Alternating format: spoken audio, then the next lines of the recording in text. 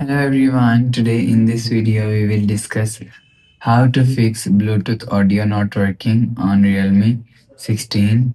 Let's start the video if you want to fix this problem.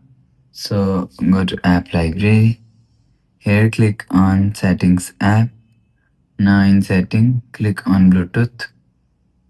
If you want to fix this problem, so turn on Bluetooth mode and turn off Bluetooth mode. Turn on or turn off Bluetooth mode 1 to 3 times and you will see go back to home screen. You will see your problem is solved. But if it not solved, so restart device. Just click and hold side power button and you will see swipe up and restart device from here. After restarting, go back to home screen. You will see your problem is solved. But if it doesn't fix this problem, go to app library, scroll down and click on settings app. Now in setting, scroll down and click on apps and click on app management and search Bluetooth.